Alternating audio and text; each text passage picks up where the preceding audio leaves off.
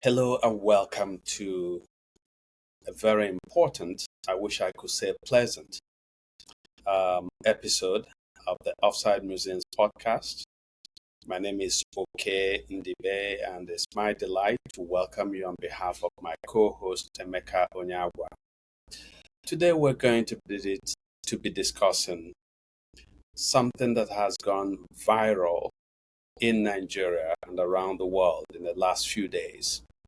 And it has to do with what I consider Professor Wole Soyinka's unfortunate attack on Peter Obi, the presidential candidate of the Labour Party. So, as I said, it's a very important episode of the podcast, and I'm going to explain why it is important. I wish I could say that it was pleasant, but something that is important needs to be aired and to be discussed. So, Emeka, I'd like to welcome you and to welcome our viewers to this episode of the Offside Music Podcast.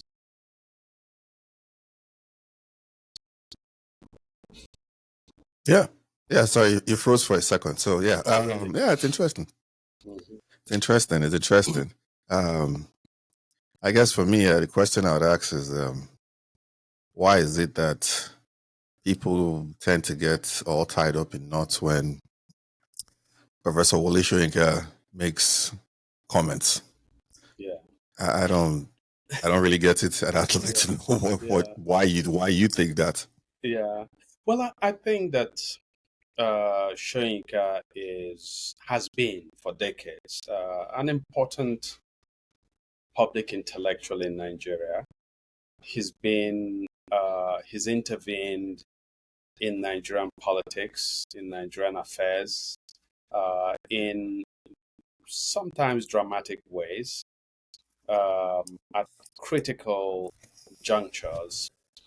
Part of my introduction to Soyinka, in fact, if you like, my most significant introduction to Soyinka came in my reading years ago as a secondary school student of his prison memoir, The Man Died.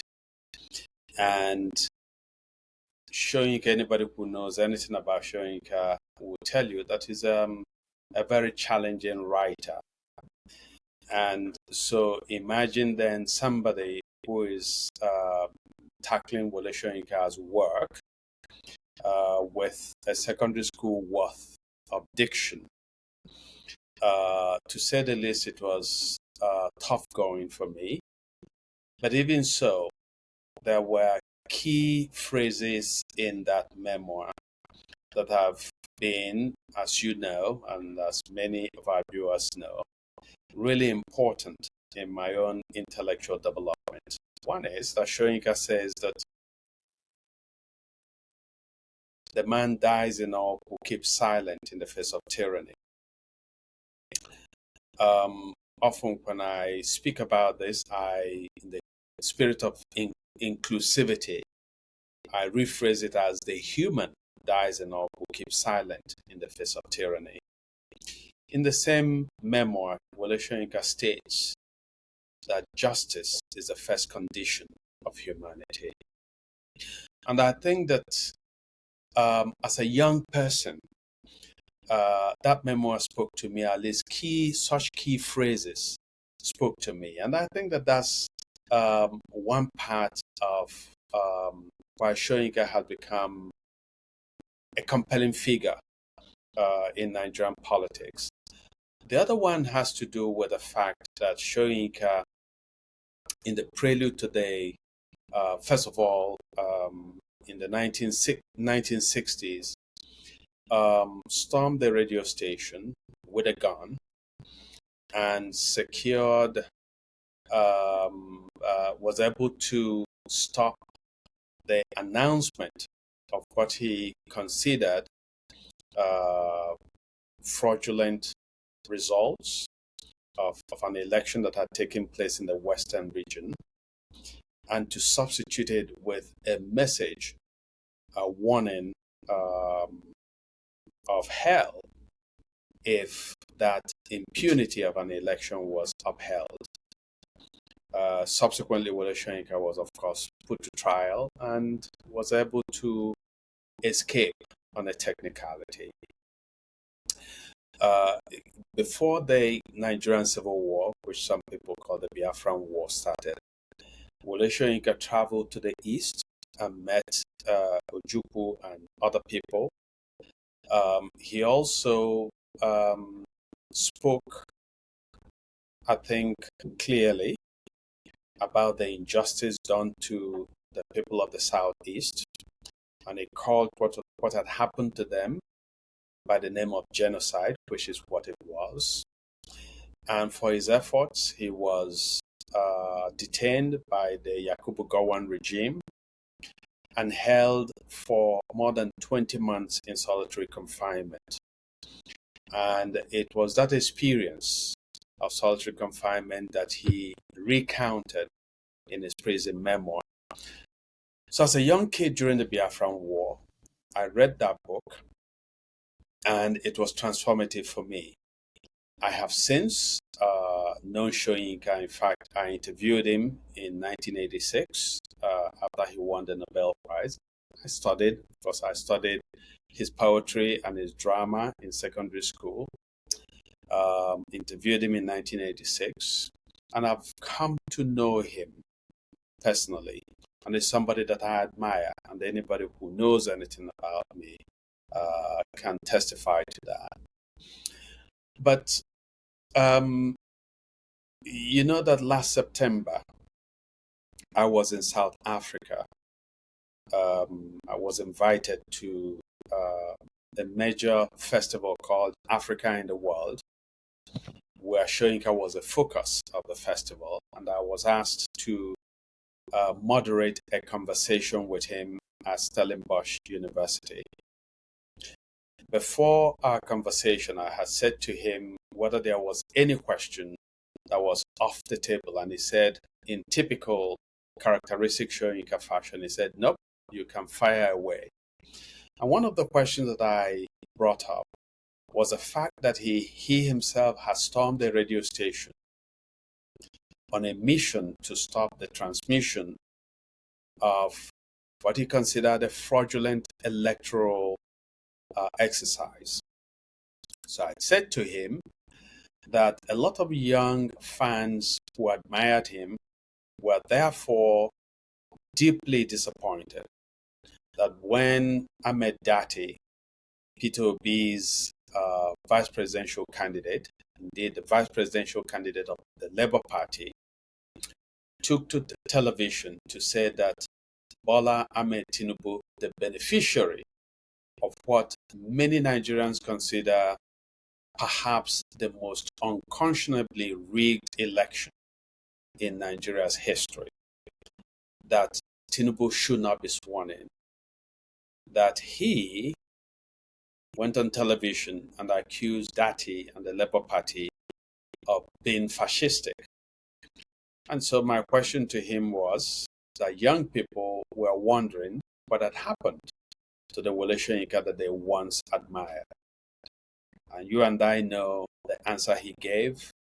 He famously said that he intervened in the 1960s because the election was truly rigged, but that he was certain that in 2023, Peter Obi, Dati, and the Labour Party indeed, in his estimation, came third, and he accused the Labour Party of practicing what they call bajue, which is to tell a lie.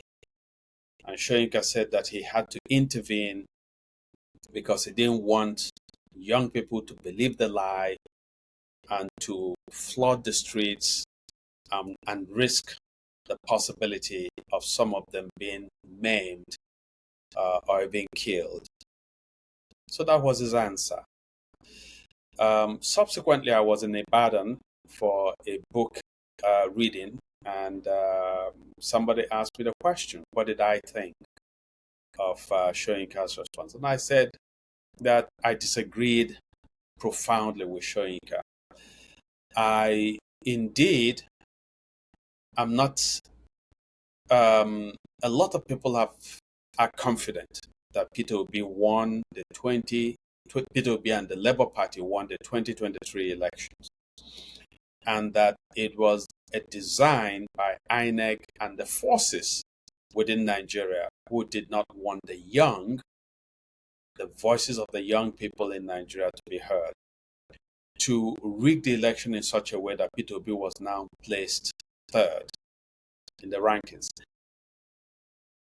I'm not sure that I can say with confidence that Peter Obi won the 2023 election, but at the very least, I believe that Peter Obi had the most votes, legitimate votes cast in that election. I think that perhaps there might have been, if INEC, the Electoral Commission, had conducted a credible election, I think that perhaps there would have been a runoff. But there's also a chance. I'm willing to give it to people. I know that Emeka, you believe that Peter Obi won the election outright. From everything that I have heard about the elections, I think that at the very least he got the most votes.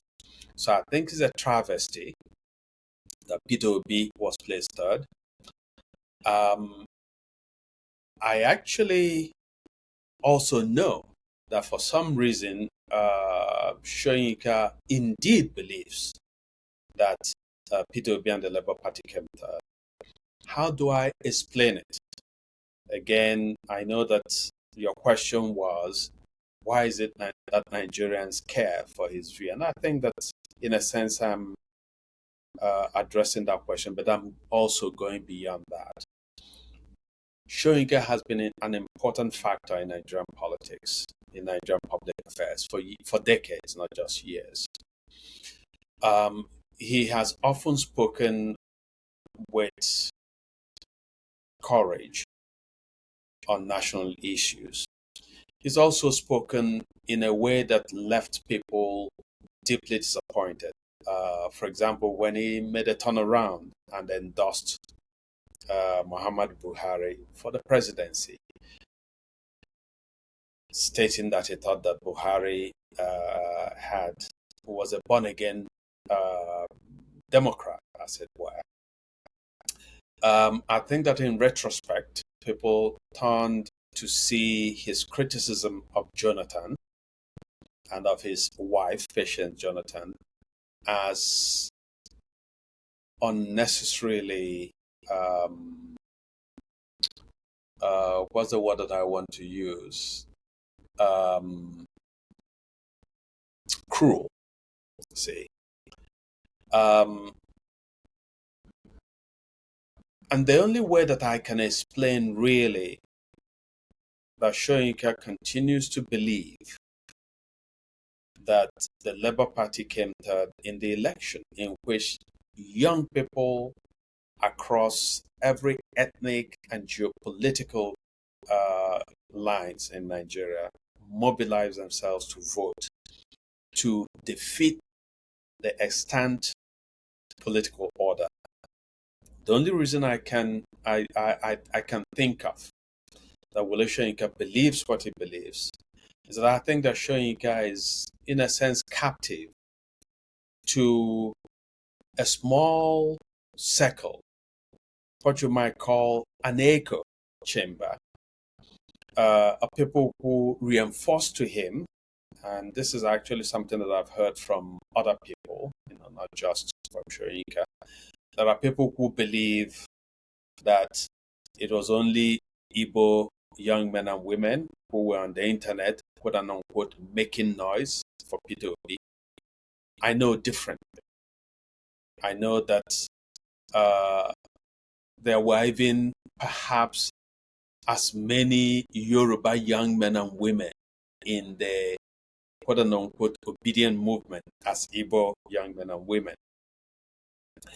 But I think that there are some people who continue to relay this whole idea that the young people who were pushing Obi's candidacy were exclusively Igbo, that they were just noisemakers on the internet.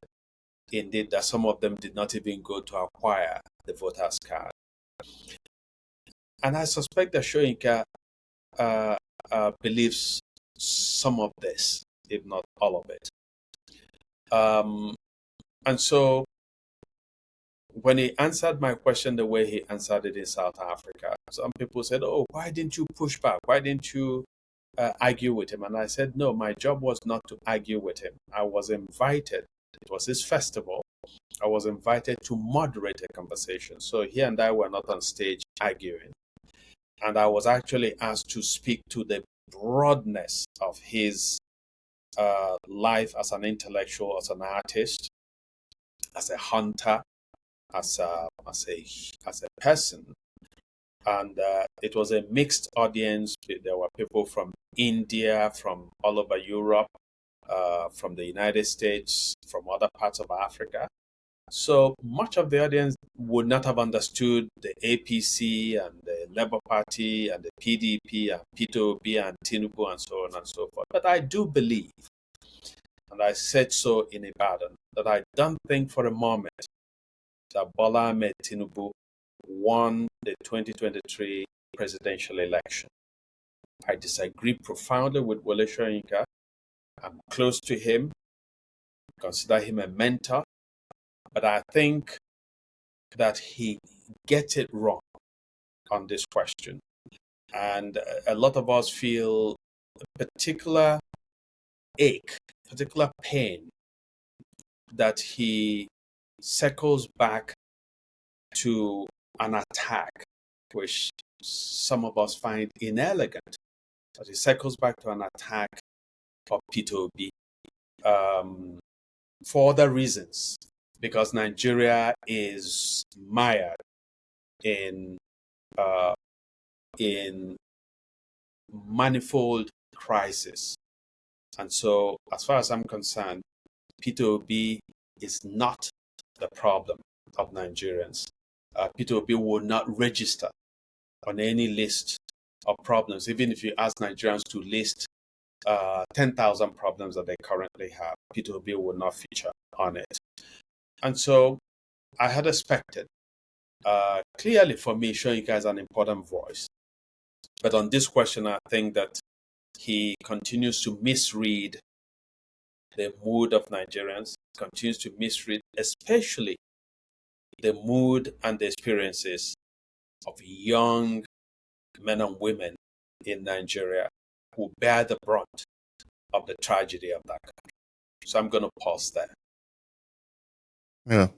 Well, it is interesting. I find it very interesting as to why people are very interested in Soyinka. People always reach back to 1965, 64. And like you, I tried to read The Man Dies. And I try to read it, and I always try to read it in terms of there's always a school of thought that a lot of the coup plotters had come from Ibadan then, and Ibadan was also a hotbed for tribal politics when they kicked out the VC, the Igbo VC at the point in time. So people tried to make sense of things that he said, and you always bring up those two quotes: "The man who dies who keeps silent in the face of injustice," and all those things. It's a lot. It's very interesting to try and find out the whys those things happen in terms of the reasoning for the elections and all those kind of things, and why the difference from then on out, especially in the last 10, 15 years with him. So a lot of people get very interested in it. They get walked up by it. It's not. So a lot of people get. So it's very interesting to go back, and people always have to reach back to 1965 and talk about what happened then, and it's always about he's almost 2 years in prison, and he's holding up the radio station in 64, preceding Operation Wear, which was, for those that don't know, Operation Wear was the military, with what ended up being the term of the military occupation in Western Nigeria during the fracas, and that led up to both the stamping out of, well, that was in between stamping out of the insurrections of Adaboro, and eventually the pogroms in the north that preceded the declaration of Biafra, eventually the Abreu Convention in Ghana to try and find a settlement, which was disregarded. But it's always intuitive that people reach back there and all those kind of things. But in this context, it's always more of I asked the question to know in the current context in the last 10, 15 years where where to place Professor Wole Soyinka, where to place him, right? Why do people get walked up over? Why I don't? It's a man with views. It's fine. I understand. We live in a Western in America where intellectuals of if you put people that you may or you may not put in that category, they always opine, but they are not even the biggest movers in terms of the policy, right? Because at the end of the day, even being a public intellectual, coming in from your own core competence or where what should be quote unquote your core competence is something that we as Nigerians, as a society in Nigeria, we don't tend to understand. It's very complex that we don't understand it. A good case in point is what we talk about, right? We talk about, oh, when you have a PhD in, like, you have a PhD in English and everybody assumes that the whole dictionary and everything is in your head. It's in your you're just walking, so, whereby you went in to study something very specific, which in your case was Chinua Achebe's work is what you went in to study. Really African and African American literature, broadly speaking, but Achebe, Jamaica Wideman, Zix, and Toni Morrison, that's was your distance major. So that's where you should, but people don't tend to understand that. So when people come in to become public intellectuals, is always a quick question for me is people don't, we are not, we're talking the other day about Rafah getting bombed and the literacy rates or genocided, in my opinion, right? The literacy rates in Palestine is so high, right? People are just very highly engaged in this thing, and in Nigeria we are not as much. So I always ask that question as to why is it not a guy with an opinion who seems to have done well in his career and what he's done. Maybe some other people would want me to jump up and down. In Nigerians, everything is there, like you say. Everybody's daddy and mommies, and start. For your mandate we shall stand, and all this kind of ridiculous slogans that we can come up with in the most Nigerian fashion, which is why we're very good in entertainment, right? So I say that to put it in context, like why is it a priority to get walked up over somebody's views, and is it not better to put all these things in context? There's very few things that are new under the sun, no matter the society you look at. And it's always good to put things under context. It doesn't matter how smart people are. Wherever you go to, whether you go to ancient Rome or you go to Nazi Germany, you have people in different camps. And it's better when you put them in. It's better if when you are there to put them in their camps where they should be. People will always follow people for different kinds of reasons, sometimes rightly, sometimes wrongly. But it helps when people like us, I feel it helps when people like us are discussing it. It's good to put those things in context. It's not to say, everybody, people can do different things. You can be a professional in one aspect. Like I notice, for instance, when I see especially students that are coming from Nigeria that have their undergrad in Nigeria and they come in here to do their masters and PhDs all together and all that. They focus exactly down the line on what they are studying, right? They become experts in what they are studying. Like I do grad school now, and they don't tend to bother about those things surrounding it. This is not on you, and it's just general observation. Like I have supposed to have lunch with a friend who he asked me, "What's my thesis on?" And I'm like, "Look, man, I'm still working stuff out." And it's like, it's like thinking, it's like, and what was this guy talking about? He has a PhD in late modern history, so it's more of Islamic history and stuff. So he came here specifically and went there and got that. So but when he comes out, he's going to be, or he is already like somebody who is going to be taking African history generally. We're talking, and it's like, it's not that you shouldn't. It's not that you don't go in there and you didn't go in there and focus on what you should, and you did, and you finished and you came out. Is that during the process you didn't even bother about other things because of the way we see things. The goal in the way we see things is to have kind of like titles. We always joke with ourselves like chief, double chief, high chief, triple chief, moon chief, beta chief, all these things, and then it gets so high that it has no meaning. And I'm saying all this in this context is, I would like you people to always put these things in context as to the why, because everybody always reaches back and back. And the question now becomes is, Wole Soyinka, what kind of public intellectual is he? That's just an open question I think people should ask themselves and be honest with themselves when they ask, what kind of public intellectual is he? Why is it that, we have this almost worship, godlike worship for all kinds of people?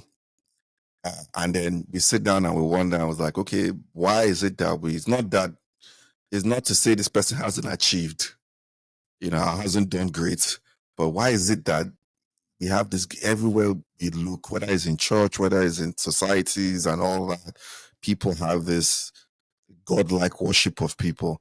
I generally feel, obviously, that if you get it from my tone, you'd see that I feel like it's a detriment to people when you don't put people in the proper respect and be like, look, man, hey, man, but don't start elevating people to and this is just a general thing with people, right? In Nigeria, it's something that we do. So I ask the question, like, why? Why is it like that? Why do we go down this road? What is the in America, you talk of a Noam Chomsky or a Toni Morrison or, some of these people who have achieved in their fields. And they also, when Toni Morrison was with us, she would also style herself to some degree as a public intellectual. But in America, to some degree, not in every case, but at least a lot more pervasive, America or in the West and other places, people are, Zizek Salvo, maybe I'm going a little bit to names that people wouldn't know, but they term themselves as public intellectuals. When people put them in the boxes they should be in, it also helps develop other, what's the word I would use? It's not always people that are competing, but other people who are within, if you come up and say, like, Noam Chomsky is the foremost linguist, but when he comes in the public space, he's I believe he's a Marxist. Don't quote me wrong, but he's actually a leftist anyway.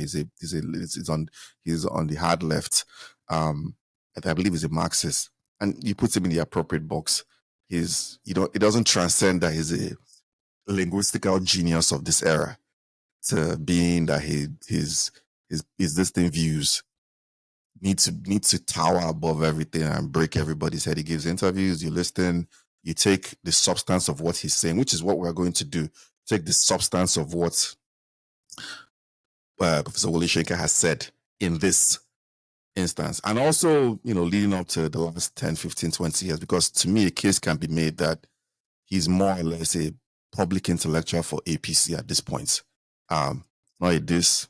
I think if it was in America, that would go without saying at this point, right? I don't think it's enough to say somebody has a blind spot to things that happened during the elections. It's not a blind spot to what people said publicly, to know what people said on TV, to what happened, to what we saw. We saw even the openness and to the reality that everything in Nigeria is there is. I was about to think of Jugurtha and the destruction of cartilage right now, but Nigeria is a place where everything is not just bought and paid for. It's just what is essentially state capture, right? We saw what happened, that even when everybody knew what was going to happen. They started shutting down the IRF, which was supposed to be the electronic transfer of results. They started shutting it down in places where outrightly where Peter Obi was going to win like 8-2 or something like that, 8-2 to the other parties. And in other states, they just completely shut down the whole thing entirely. In some cases, it was just for the presidential. In some cases, it was just the entire thing. They went from that to just announcing results at 3 a.m. and 4 a.m. in the morning. And they did the same thing for when they announced the Court of Appeal decisions and the Supreme Court decisions, which was in Nigeria for the Court of Appeal decisions, which they announced it at 4 a.m. Well, the Supreme Court decisions as well, I believe, they announced it at 4 a.m. in the morning. People woke up to hear the decision at 4 a.m. in the morning. But no, the Supreme Court, I was back in New York. Yeah, I was back in New York. But they gave the announcement like 2 weeks.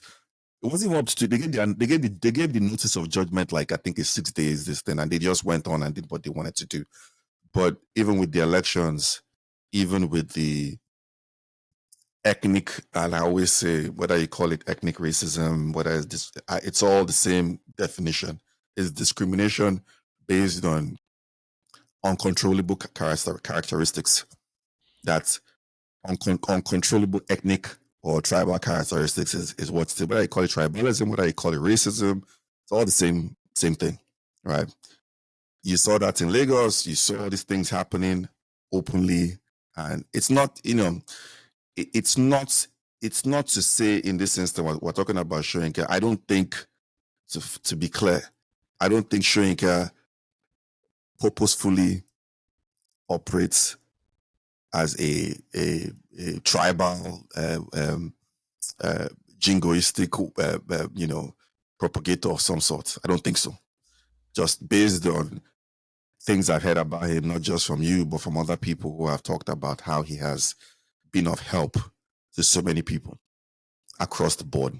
I don't think so. But there is, in my opinion, a willful, he's somebody that seems to be loyal to his friends, right? He's somebody that seems to be loyal to his friends at any cost, at almost any cost, literally, at this point. I don't know of an instance where he was loyal to somebody and that person did something and he called that person out. I think you should be loyal to your friends. Let's get that straight. I think you should be loyal to your friends. But I think things should have a line. And question for people is, even if you accept, some people will say you shouldn't be loyal to your friends. I'm not in that camp. I think you should be loyal to your friends. But what's the line that you need to draw with your friends? And what's the line that people need to sit down and say, if you can't draw that line, or if you haven't shown that you will draw that line in your career, what's the line that people need to say, hey man, nah fam. And this is for people that follow Wole Soyinka, not just you, a whole bunch of people around the world. Is like, where is it that people will say, hey man, I understand this is your friend, but you understand the stakes that are there. And if you're a good friend, you should be able to be like, oh boy, this thing, as we say in Lagos, this thing no badu. You have a man who you don't know his name, his full name, doesn't use his full name, his full age, has a checkered history in America, released by the FBI files that clearly points to him as a convicted drug dealer, which the Nigerian Supreme Court says his bank account is what committed the crime, not him. Novel idea, right? These are novel. Even if people went to argue that, well, the Supreme Court exonerated him from the FBI files that were going to drop 1 week before they now quickly called the judgment, which they had been fighting in court to not let it drop. And somehow, some way, they still managed to get the FBI to somewhat, to some degree, circumvent the judge's decisions. That's high level, higher, above our pay grade decisions, to try and redact as much of his name as was possible, but still wasn't enough because of the court judgments. You have a situation where you have this kind of person who has pocketed Lagos in his pocket and now has proceeded to bring a Buhari who was, I mean, I think even his best defenders will admit that he was um, an ethnic champion. I think it's hard to get out of that classification of Buhari, right? He brought him there, and Professor Soyinka himself came out and made a U-turn in 2015, saying, well, he's not too sure anymore and all that. So you have a guy that was going on and brought coffins for Goodluck Jonathan, led is out there, led the protest and all those kind of things against Goodluck Jonathan. That Goodluck Jonathan, the then president of Nigeria, said that his own mother saw it, and that was part of what led her to die, to pass on, that she had lost 8 children. And I can understand that sentiment because my grandmother lost 5 of her 6 children. I get that sentiment. I know my grandmother passed, and when my father passed, she passed 6 weeks after that. When we finally told her my father had passed, she just counted everybody who was supposed to bury her, and looked at me, and I'm looking at her like, but I'm here now, like kind of in my mind. She just looking at me like a 21-year-old me, like So I understand the sentiments, that people would feel that way, and they led all these things. They went down on this road. So it's a question of, and it keeps on coming. You've gotten to the point where even that he said in his interview, rightly so, that I'm sure Oretu also alluded to that. So just from a logical perspective, if there was something to be done, it was right after the results. And the number one thing Peter Obi and Co came out to do was to tell people to calm down. Some people still vehemently disagree with him on that. But I think from a rational perspective, there's no disagreement there that had it been he was that guy and he came out and said otherwise, the country would have been in flames. Well, he came out and said something different. Mm-hmm. And you still had a guy coming out in South Africa to specifically say that the Labour Party leadership are liars, call them liars based on, So I wonder, it's just to say, I think he's entitled to an opinion. I think he's earned an opinion by virtue of age and, whatever we might make of Nigerian history during the period of the 60s. Like I said, there's also a question mark because the coup plotters like Emmanuel Efejina and co all came from Ibadan, where he was at that point in time. So there has always been a lot of questions about that, which somebody like me reading his book was hoping to answer. There'll be answers to some of these questions, but so the question is just, for me, is always like, in what context, and why do people get worked up over it? Is it a situation that there's so much poverty in Nigeria, there's so much hunger in Nigeria that everything is a cruise, as we say, everything is a trip, everything is something to just make noise about because there's not much to do economically and there's so much poverty? Or is there something else to it? And that's what I always like. Well, what is it about it? Why? So anyway. Emeka, you've raised many issues. I'm not even sure that I can keep track. But I'll put it this way. I'm not about to litigate why is it that in our culture, in our country, certain figures, sort of excite the public, in different publics when they speak on some issues. And clearly, so you and I live in America. We know that Toni Morrison, when she was alive, would come up and say, something about American politics, and it would be forgettable for the most part, right? If it is paid much attention, is amongst a small circle of intellectuals who will, sort of try to analyze her take and so on. Noam Chomsky, the same thing, right? It has political interventions, sometimes specific, sometimes sort of more broad.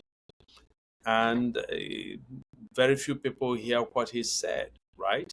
And very few people care. But in Nigeria, it just happens that there are certain figures, and when Achebe was alive, Achebe was one such figure. When Achebe rejected the national honor that was extended to him first by Obasanjo and subsequently by Jonathan, it made national and international news, and people came out of both sides of the issue to talk about it. So Soyinka, in a lot of ways, is um, that kind of figure. Okay. And I will say that because, sometimes um, um,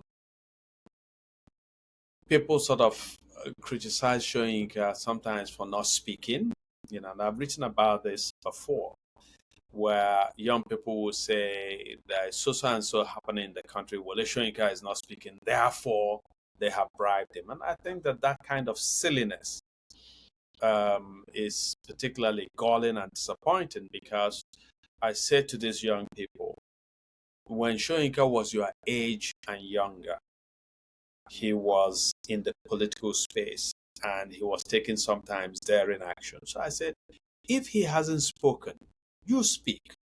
Okay.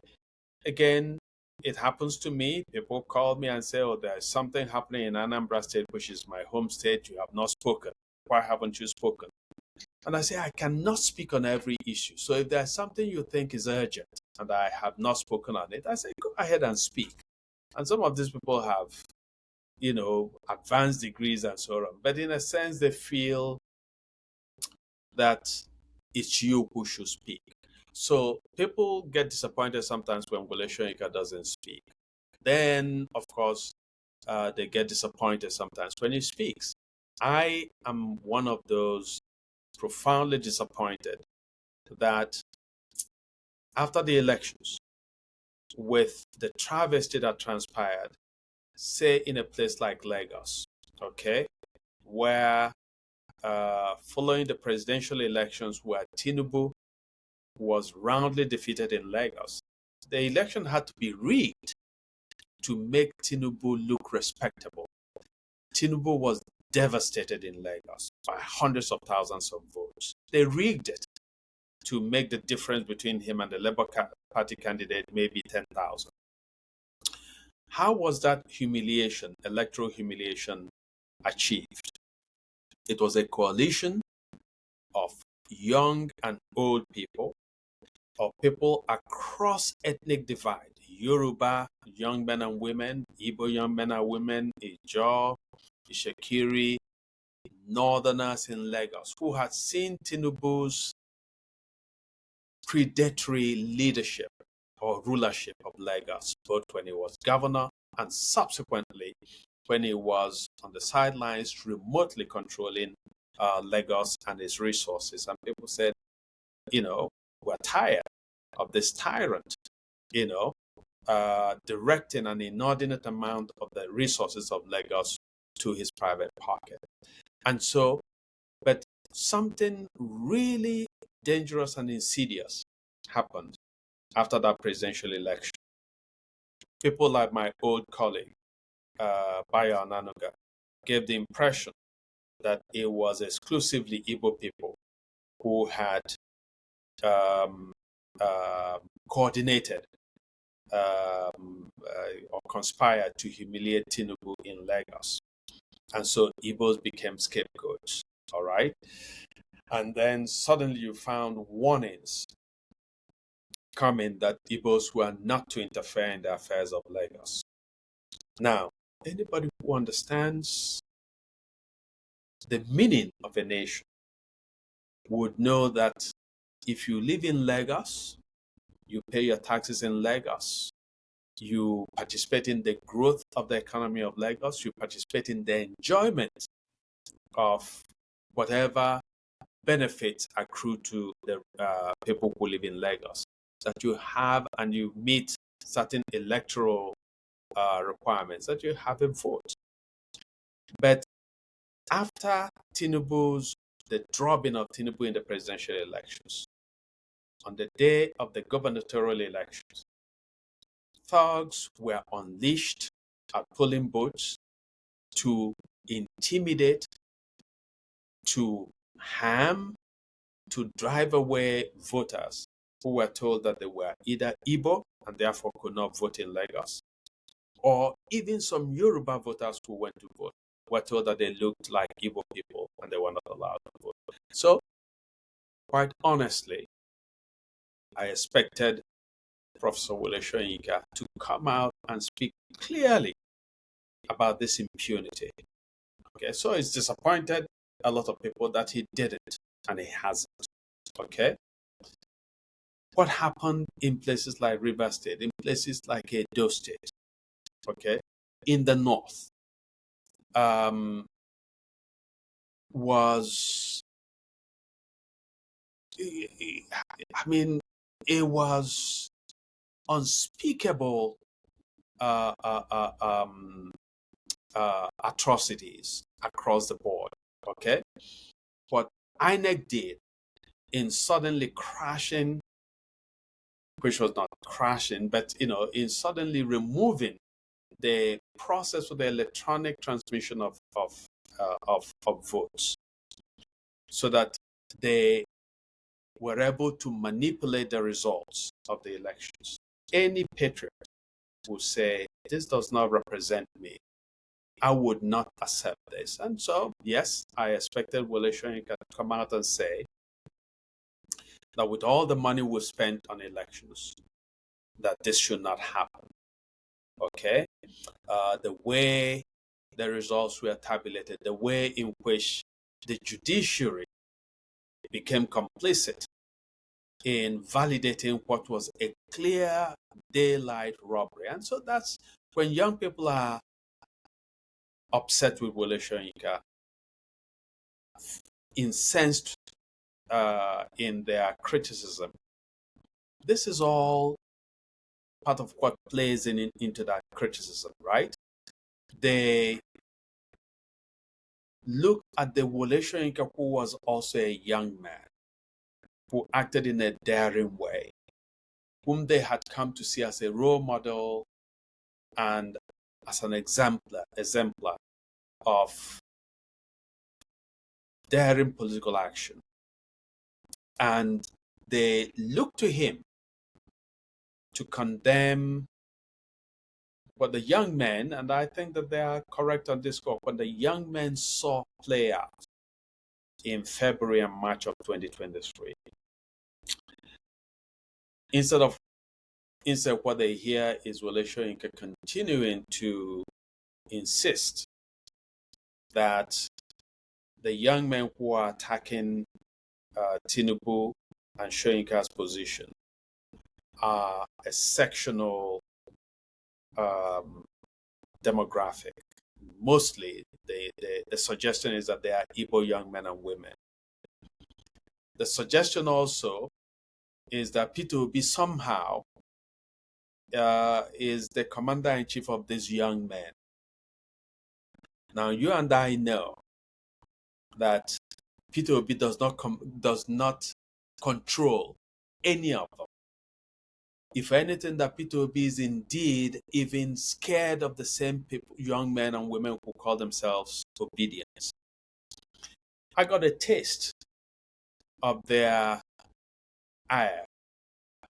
In the run-up to the election, I had done an interview with Dr. Damages, where I said that Peter Obi seemed to me to be the most intellectually engaged candidate, that he was actually in his rallies, in his interviews, talking like somebody who had wrestled with the nature of Nigeria's monster. What is it? What is this monster that has held Nigeria back? And how was this monster to be slain? And how was Nigeria to be rescued? So Peter Obi was speaking to issues in the power sector, issues of job employment, of job creation, of the reform of the educational sector.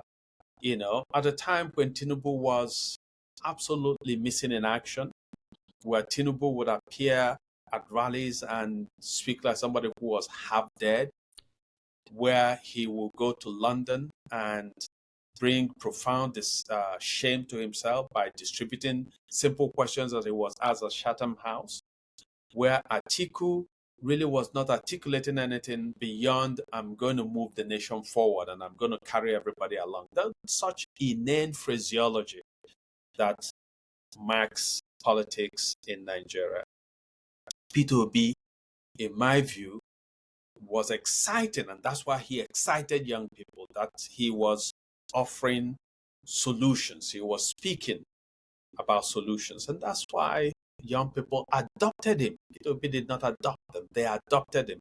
Peter Obi was not controlling him. They actually worked to deliver the presidency for him, and they felt that he was going to be the instrument for them to seize control of the affairs of their nation, which has been terribly served by previous so-called leaders. And so I made that comment, but I said that Peter Obi was over-promising, which I still believe. I believe then, I believe now. A lot of young people on social media, Facebook and Twitter, just unleashed on me, use all kinds of insults. It's in their nature. Now, I happen to be on social media. I saw all of it, I ignored it, and I moved on. Soyinka, I know, is not on social media. He has no use for social media, and I don't blame him because the aggravation can be sometimes extremely difficult to take. But I think that Soyinka has filtered to him some of the responses, a lot of it intemperate, a lot of it highly disrespectful, that young people use on social media against anybody who says anything remotely negative about Obi and the obedient movement. So Soyinka gives it, he receives it. But I think that some people must give him the impression that the obedient movement is an Igbo phenomenon. And I know it's not an Igbo phenomenon. I know that some of the most passionate people in the obedient movement happen to be Yoruba. Okay? And I think that Soyinka is also bought into the idea that these are perhaps a marginal sector of young people instead of a broad cross-section of young Nigerians who want a better country than they've been served. And one measure, if Professor Soyinka is in any doubt as to the breadth and spread of the obedient movement, one measure of it is that when he gave his recent interview and said that Peter Obi should not run in 2027 because he was unfit for office, when the reaction to him went viral, I actually went to look at it. And the vast majority of people who responded to him actually were Yoruba, people who were very, very upset at his position. So, I think that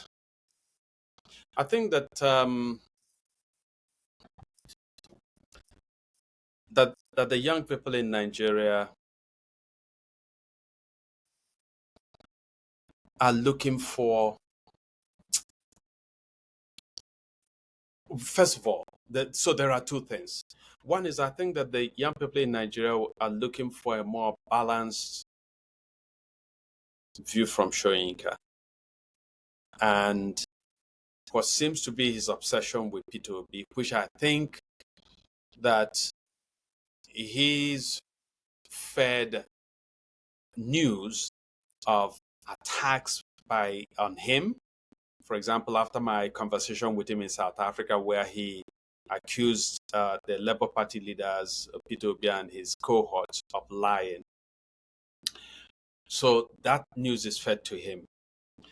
And I think that Soyinka sees it as, Obi has this army of thugs on social media whose job is to turn on insults and turn it off when their master directs them. But I do know for a fact, and I'm sure you know as well, that Peter Obi does not control anybody. He does not control anybody.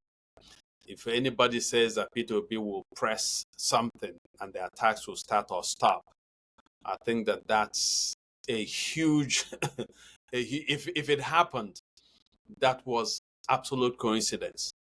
If Peter Obi, if young people on social media wanted to take on anybody, and Peter Obi wrote and said, hey, ceasefire, they would actually demolish Peter Obi himself. Okay? And it is understandable.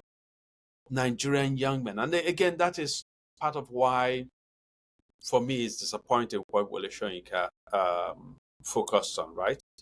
We're looking at the absolute evisceration of Nigerians in 1 year of Tinubu's governance.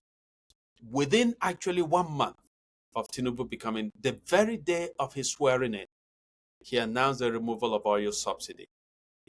The cost of fuel in Nigeria has tripled, if not done more, right?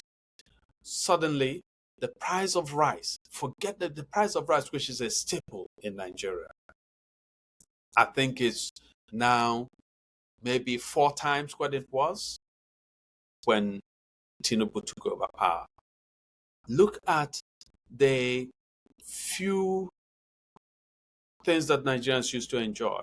To build a house now in Nigeria, very few people can afford the cost of cement. Very few Nigerians, except for the recent intervention of Air Peace, Nigerians could no longer afford to travel outside of the country as they used to be able to afford, and so on. So you're looking at the flight of so many businesses out of Nigeria. You and I know of scores of businesses that have left Nigeria since Tinubu took over. So unemployment, which was already unbearably high, has become unsustainably high. Okay? And then you look at Tinubu's action in destroying businesses in Lagos. Okay? Businesses where people have invested hundreds of millions of dollars in the name of building a coastal highway. So people are looking at this, that in so many states, workers no longer get paid enough to just take transportation to and back from work. Forget about feeding, forget about school fees, forget about medical care, forget about clothing their families. Okay? They can't afford just transportation to work and back. So in that environment, when Professor Wole Soyinka comes and speaks about Peter Obi should not contest, people just sort of are shocked at the misplacement of priorities. Yeah. Well, look, I won't even necessarily even disagree with anything you say right now, right? What you said in terms of he's bought into, people around him and all that. I would say the question is always why. There used to be a very, very famous cultural YouTuber that he had this line, which I agree with. I do agree with it. I use people, but from from a philosophical perspective, it's just a question of, do you believe in free will or you don't? How long does your free will last, and when does it start? If you're a Catholic, they say when you get, well, it depends on where you are, which part of, if you're a what they call a CXXP, might be a little bit different. Some other places might be different, but generally they say when you get 7, you have knowledge of your venial and mortal sins. And when do you stop having knowledge of that?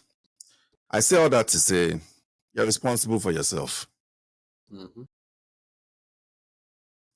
And sometimes people might give you the benefit of the doubt. We can make rash decisions or rash choices or be prone to reactions. But when you have a history of going a certain way. Especially in this context, like I said, if you were in an environment like here, we would just simply classify Professor Wole Soyinka as he should be, in my opinion, an APC intellectual.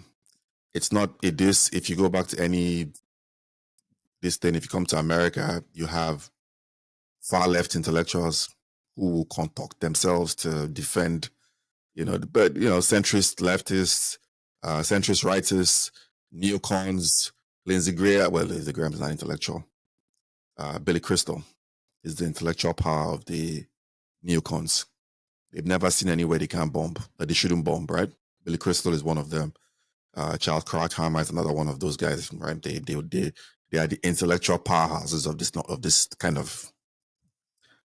So it puts him where he should be, and save yourself the trouble of acting like there's some other thing to it when it's told you at his age. If you look at objectively his way of going about things, very loyal to his friends. And that's why I say you have to ask your question, where does that loyalty start? And I always say this, right? I'll tell you this. There are people in America, you see all these broken families. And when I say broken families, anything could happen to anybody. Anybody could get divorced. I could get divorced tomorrow. Anything could happen. I don't wake up. But I'm just saying, yeah, you see people. And part of that issue is a situation where you might have a father that does egregious things.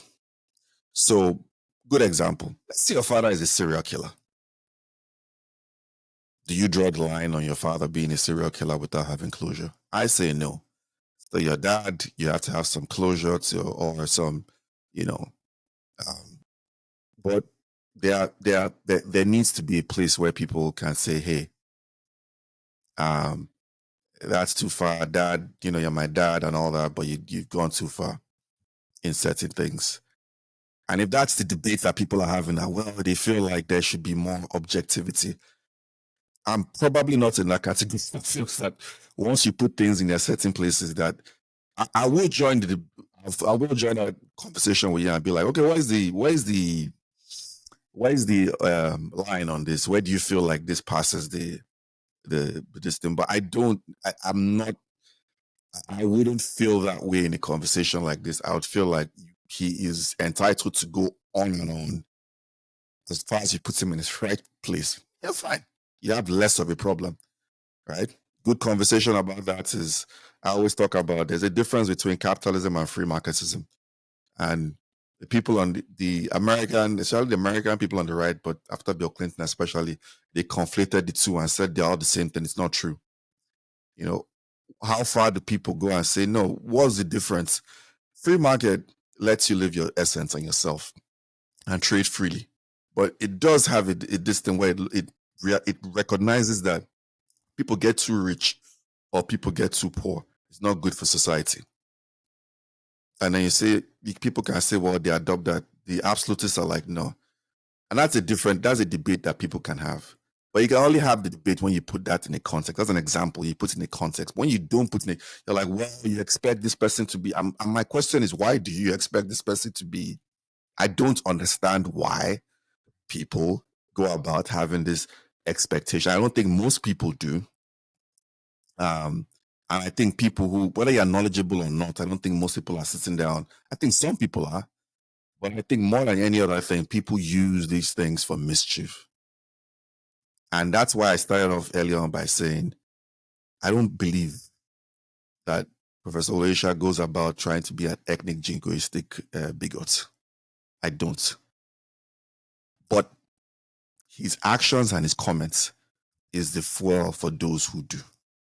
And that in itself is extremely dangerous because of those people that are out there that take it. And that even without knowing, that you should know. And it's not me saying, I mean, he's put out these publications where people have written all this stuff trying to say it's an Igbo fantasy, or Peter Obi is an Igbo fantasy. Contrary to, the facts as they are, like I said, as the older people in Nigeria still believe that all the younger people operate the way the older people do. I'm a senior millennial. for the most part, at least up until recently, for the most people did not all. Some people did. So I'm just finding that out now later. I found out later in life in my 30s. Like, oh, these people do, but most people do not operate on that ethnic, jingoistic, whatever it is that they're doing. So it's easier when you put things in perspective. And again, it doesn't matter which regime you go in the world, whether it's the Soviets, whether it's the Bolshevik Soviet, this thing they started. They have every political system has its intellectual power. Some people get co-opted, like Nietzsche hated the Nazis, but the Nazis kept trying to use his writings, the Übermensch, and he hated them. Even though his brother-in-law was a Nazi, by the way, but he hated the Nazis. Absolutely hate. But you always need that in every movement. So if you put things in perspective, then you would expect a lot less, and you probably focus on what made Wole Soyinka successful in his career, being essentially a playwright. I think a lot of people enjoyed his playwriting. Those that did, are there, and you'd enjoy that. Or you wouldn't, if you're not a good example in America, if you're not a hardcore leftist, you're not bothered about Noam Chomsky's this thing. He's a linguist. You go in, you study his linguistical powers, and you enjoy it, you study it, you listen to it, you in that regard, and you let it be, right? It's not, you're not expecting somebody to be, because they've not told you they're going to be balanced in their earlier this. That's why I find this obsession with this, like, why does anybody sit down and be like, well, they expect, no, the facts are there for people who want to see it. And the most detrimental and dire part of it is what you've tried to lay out, just how much dire straits Nigeria is in, like debts that they can't afford, projects that they shouldn't be taking on, people left, right, and there is a hopelessness in Nigeria that has been snatched away from people, and people are going about trying to make sure that young people and other people that want to have hope in Nigeria don't have that hope. I talk about, the people talk about what's the greatest image of the devil, and I always say hopelessness. And there was a priest that was illustrating it with Stranger Things, and the effect, the devil, the evil. I use the priest because I'm not a fan of Stranger Things, but it's not. I haven't had time to watch it. I'm just generally busy with my life. I think it's probably a phenomenal drama, by the way. I just don't typically have time to watch it. But the devil in Stranger Things goes about, before he appears eventually at the end, to make sure you commit suicide or kill yourself, that you can't fight him anymore. He makes sure he crushes your hope. And the Nigerian system as is constructed, generally, not any singular individual, right, is making sure that there's hopelessness in the land, that people don't see any way out. It's either you physically run, or you take your life. For the majority of people, so many people just find absolute hopelessness. There's nowhere to turn to, and more people sit down and try to tell people like, well, tribalism has been there. When people are like, wait, what? I remember in '99, I was in Calabar, but in 2000, I was in Calabar. In 2003, I'd gone to Lagos. I was in Calabar and I left the country. I came back in 2003, and I remember in 2003, there were still so many non-Yorubas, other people that were in all kinds of offices in Lagos. By the last time I was in Lagos, you don't have that anymore. In fact, the speaker even said that they wouldn't. They asked the governor, why would he even appoint even a commissioner? They're like, no. They've introduced this, and they've introduced this hopelessness in different ways. Whether you're not, you shouldn't function here. It's all tribal. Is everybody to your tent, oh Israel, and all this kind of thing. So when people sit down, my Justin is not, like I said, it's just a situation of, you put things in perspective, you're a lot better off. And you're a lot better off when you put things, you expect less from people. Because the people you start, when you don't put them in perspective and you start expecting what they're telling you, they're clearly showing you they are not, it leads to bad outcomes. Maybe not even just, not just maybe, not just now. It keeps leading to bad outcomes in the future. It keeps leading to worse outcomes, because one day there'll be other people will need to look up to, who will be anointed in different ways. And if you looked at history and the way these things have gone and the way these things will go, you know, if you keep having this, you keep not, actually as Nigerians, you keep not putting things in perspective, the other ones that will be coming, the other people that you would sit down and you will start heralding as some kind of public intellectuals, when they are telling you like, well, our public intellectualism has a purpose, and yeah, they wouldn't even be, you know, we see what's happening in societies that are destroying themselves and how it happens from inside out. So my thing is just, people should put things in perspective, take people for who they are. If you believe in God, nobody is God on earth. Take people for who they are, engage them in what they say. Professor Soyinka talked about a very cartoonish Peter Obi, when, from what a lot of us have heard from that meeting, it was actually on his side that things were. But that's a whole different conversation that people don't want to talk about. And it's better off, I guess, people should leave it alone. But this cartoonish, this thing of just sitting down and saying all these millions of hopeless people who are looking for a change in the system are a bunch of fake cartoonish. This thing is not fair. Just, and that's even putting it nicely. It's sad. It's sad. So again, you've spoken at length. Clearly,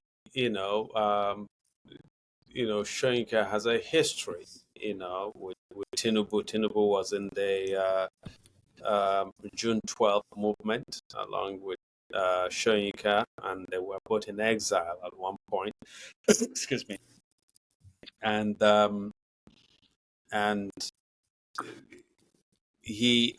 think that relationship has sadly colored the way that Soyinka has understood what happened early last year, the electoral contest, and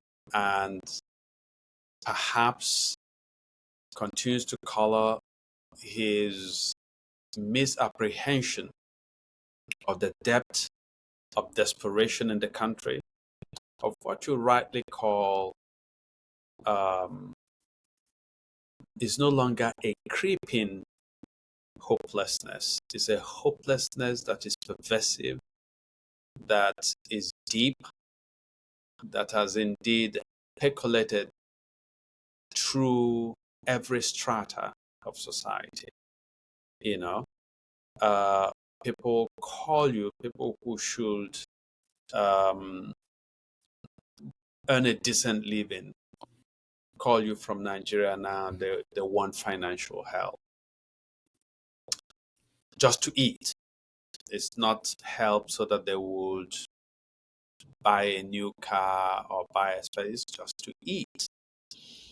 And so I think that's part of the profound disenchantment that a lot of young people feel. And I want Professor Soyinka to understand that it is not one section of the country, that when Yoruba young men and women go to the market, they don't get a discount because Tinubu, a Yoruba, is in office. That when Yoruba women go to the market to buy foodstuff, that they don't get a special APC or Tinubu discount. But everybody goes to the same experience of excruciating hardship. And in the midst of that hardship, which is at an unprecedented level in our country, that nobody sees P2P as a problem. So that when Professor Soyinka sits down and thinks that and makes it a subject that the obedience, and he has a particular antipathy to the sound of that word obedience. I again, my temperament is one of resistance, one of skepticism. So I don't want to obey anybody. Do you understand? And I think that the word obedient, which of course, as we know, is playing off of the name Obi, so we're obedience. But I think that as a writer of Soyinka's temperament, that it smacks of herd mentality. That this man says, go in any direction you go. And so when young people take on him, often because they were disappointed that he did not come out and take a stand with them prior to the election, and that after the travesty of the election, he did not speak up on their behalf, and that when he chose to speak up, that he seemed to speak in defense of this impunity that operated in the country in the name of an election. So when young people view all of this in the context of not having jobs, not having food, not having hope, because the Igbo people say that the hunger that has hope does not kill. So if you're hungry today, but you have hope that you'll find food tomorrow, you sustain yourself. That hope sustains you. What we have today is that you are hungry today, you were hungry yesterday, and you are certain that you'll be hungry tomorrow. That kind of hopelessness is takes away from young people, I think, the sense of civility in the way that they speak to any elder who, in their perception, appears to excuse, justify the system that oppresses them. And I dare say that that is how Soyinka's interventions, some of his recent interventions in Nigerian politics, comes across to young people. Soyinka has been asked that he has not spoken about Tinubu and the predations of his government. And he has famously said that he gives a government a kind of honeymoon period of a year before he starts commenting on the government. I will say that given the particular desperation of the times we inhabit, that I would hope that he would have begun to speak up on May 30th of last year, not wait for a year, even if it was a convention that will give a grace period of a year, that things are so bad in Nigeria today. And Soyinka is very much present in Nigeria, and I'm sure that he knows. He's a man who's actually deeply generous, and I've discussed some of it. He's generous to people across the board. He's been generous to me. He's been generous to other Igbo people that I know. He has friendships across every ethnic group. So again, I respect the man I respect him deeply, and he knows that. And part of why I can also criticize Soyinka is that he's one person who, of some intellectuals, there are some intellectuals that will not brook your public disagreement with them. Soyinka is somebody that I would talk openly of my disagreement with him, and tomorrow if he happens to be in the US, I will, and I'm around, I'll go meet him. And he's not afraid of mixing it up. But I think that things are so bad that such virtues count for nothing today. The young people especially, and Nigeria is a very young population. The young people are looking for, in a lot of ways, they're not even looking for somebody to speak for them. They're simply saying that if you are speaking in defense of the system that oppresses them, then they see you as part of the oppression. Because if you look at what happened during um, NSAS, the young people actually refused to yield the stage to the elderly. So when the elderly came to take the microphone, the young people said, "Nope, we're going to speak for ourselves. We're going to organize the struggle. We're going to fend for ourselves." And I think that Nigerian youth are some of the most enterprising, some of the most uh, imaginative and inventive, which you see in the arts, which you see in the way in which they are able to make a life despite all the challenges. But we have hit a place of hopelessness. Yeah. And yeah, so Yeah. Well, I mean, it's plenty said. It's not every era is different. Every time is different. People can perceive things in different ways. There's always the famous joke: the old man is not. I mean, the old any just a generic old man is always yelling, "Get off my lawn!" Yeah, get off my lawn, kind of thing, right? So every era changes. Some people change with the era. It's a different. I'd give you an example. I think about 20 years ago, I was 20. It's going there about when did I join? I joined Facebook 2006. I had High Five 2004. So no, it's about 12, 11 years ago. I found no use for social media. So I was going to cut off all my social media listings and hand the rest, any account I had to my 11, 12. Okay, my wife then, yeah. Okay, yeah. So I was going to give it to her. Things have changed now. I mean, I remember even Charles Barkley, somewhere he cursed. If you know, those that know Charles Barkley has one of the most famous, iconic shows. I hope they don't end that show next season, but that's a whole different conversation. And Charles Barkley himself never had social media until 2 years ago. He now has a Instagram account. I didn't end up closing up all my social media. It's a different era. I think people operate differently.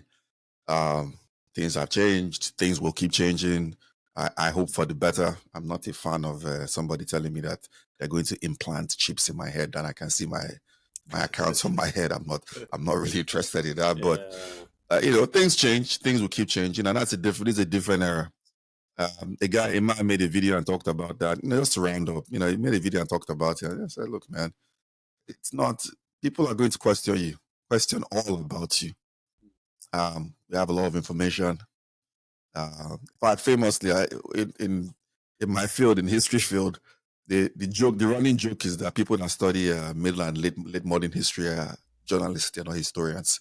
That's the because you just have so much information. Like all of you, late modern and mid modern history people are all journalists. You're not historians.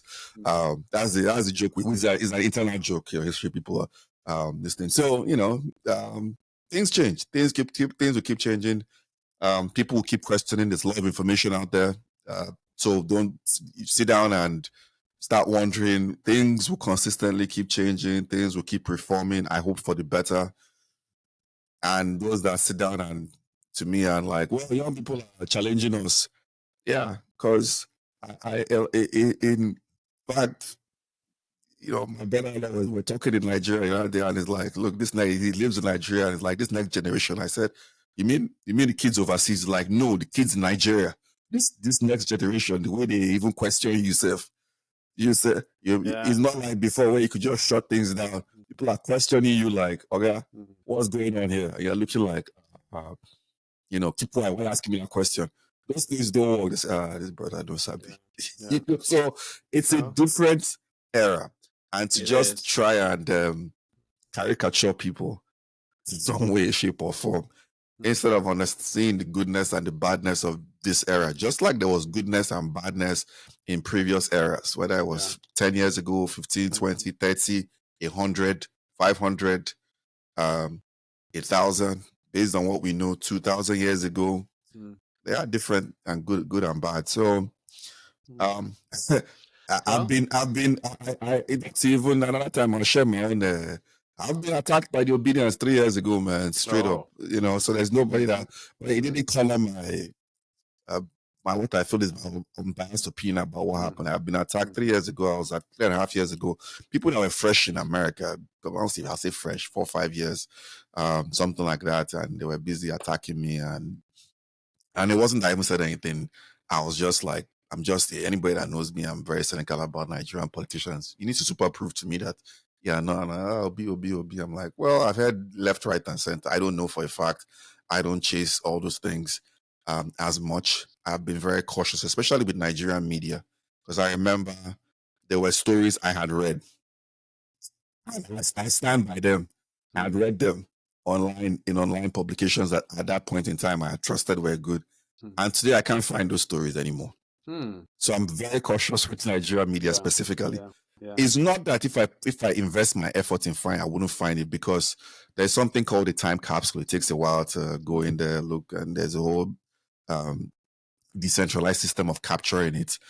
But the length to which people have gone to take away some of these stories which I've read, maybe they were wrong, maybe whatever. So I'm cautious. So I don't really invest my time in tracking, because I just think all of them all do the same thing anyway. So, but I was just like, they're all the same. It might be marginally better. And people attack me. No, this guy. And when I say attack, I really mean this was not just a 1 day thing, a 1 week thing, a 1 month thing. This is something. If given the which I don't really communicate with those people like that, I haven't done that in a while. Given the chance to more, even if I did, they will still have, at the very minimum, an extremely passive aggressive stance against me when they see me or whatever. But they are them. That is how you choose to operate. That's how you choose to operate. I am not going to use that. I'd say, I think this guy sent them, or this guy encourages them, when every evidence points to the contrary.